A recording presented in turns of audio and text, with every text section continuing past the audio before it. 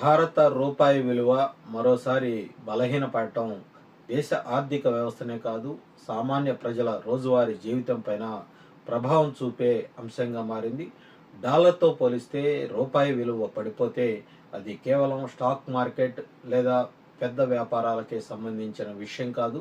చివరకు పెట్రోల్ నుంచి మొబైల్ ఫోన్ల వరకు, విదేశీ వస్తువుల నుంచి ఔషధాల వరకు అనేక రంగాలపై దాని ప్రభావం పడుతుంది.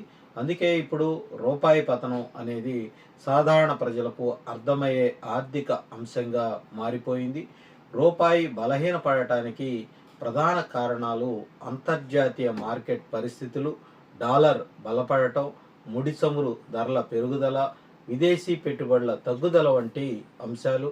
ప్రపంచ ఆర్థిక అనిశ్చితి పెరిగినప్పుడు పెట్టుబడిదారులు డాలర్ వైపు మొగ్గు చూపుతారు. దీంతో డాలర్కు డిమాండ్ పెరిగి రూపాయి విలువ తగ్గుతుంది.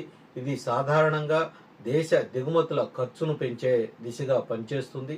సామాన్య ప్రజలపై మొదటి ప్రభావం ఇంధన ధరల రూపంలో కనిపించే అవకాశం ఉంది. మన దేశం పెద్ద ఎత్తున ముడి చమురును దిగుమతి చేసుకుంటుంది. రూపాయి బలహీనపడితే అదే చమురును కొనటానికి మరింత డబ్బు చెల్లించాల్సి వస్తుంది. దీని ప్రభావం పెట్రోల్, డీజిల్, రవాణా ఖర్చులు, చివరికి నిత్యావసర వస్తువుల ధరలపైన కూడా పడే అవకాశం ఉంది. అంటే రూపాయి పతనం అనేది నేరుగా ఇంటి ఖర్చుపై ప్రభావం చూపే అంశం. ఇక ఎలక్ట్రానిక్ వస్తువులు, మొబైల్ ఫోన్లు, ల్యాప్టాప్లు, దిగుమతి ఆధారిత మెడిసిన్లు, మెడికల్ పరికరాలు వంటి వస్తువుల ధరలు కూడా పెరిగే అవకాశం ఉంటుంది. ఎందుకంటే వీటిలో చాలా వరకు విదేశాల నుంచి దిగుమతి చేసుకునే భాగాలు, టెక్నాలజీ లేదంటే ముడి సరుకులపై ఆధారపడి ఉంటాయి. రూపాయి విలువ తగ్గితే వాటి ఖర్చు పెరుగుతుంది. దాని ప్రభావం చివరకు వినియోగదారుడిపైనే పడుతుంది. విదేశాల్లో చదువుకోవాలనుకునే విద్యార్థులు, అక్కడ ఉన్న కుటుంబ సభ్యులకు డబ్బు పంపేవారు కూడా రూపాయి పతనం ప్రభావాన్ని ఎక్కువగా అనుభవిస్తారు. ఉదాహరణకు అమెరికా, యూరప్, ఆస్ట్రేలియా వంటి దేశాల్లో చదువుతున్నటువంటి విద్యార్థుల ఫీజులు, జీవన వ్యయాలు డాలర్, ఇతర విదేశీ కరెన్సీల్లో ఉంటాయి. రూపాయి బలహీనపడితే అదే ఫీజు చెల్లించడానికి భారతీయ కుటుంబాలు మరింత డబ్బు ఖర్చు చేయాల్సినటువంటి పరిస్థితి ఏర్పడుతుంది. అయితే రూపాయి పతనానికి కొన్ని పరిమిత లాభాలు కూడా ఉన్నాయి. ముఖ్యంగా ఎగుమతులు చేసే కంపెనీలకు విదేశాల నుంచి డాలర్ల రూపంలో ఆదాయం వచ్చే ఐటీ, ఫార్మా, టెక్స్టైల్ రంగాలకు కొంత ప్రయోజనం కలిగే అవకాశం ఉంటుంది.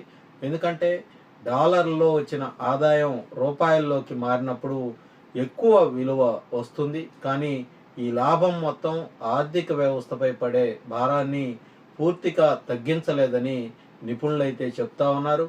ప్రజలు ఇప్పుడు గమనించాల్సినటువంటి విషయం ఏమిటంటే రూపాయి పతనం అనేది ఒక్క రోజులో జరిగిన సంఘటన కాదు.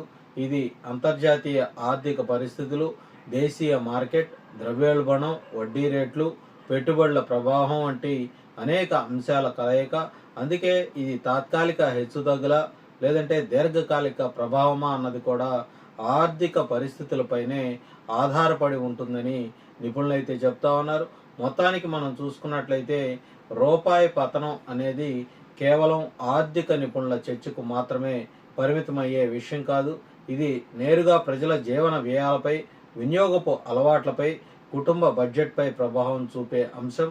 ఇంధనం, దిగుమతి వస్తువులు, విదేశీ విద్య, నిత్యావసరాల ధరలు, ఇలా అనేక రంగాల్లో దీని ప్రభావం కనిపించే అవకాశం ఉంది. అందుకే రూపాయి కదలికలను ప్రభుత్వం, ఆర్థిక వ్యవస్థ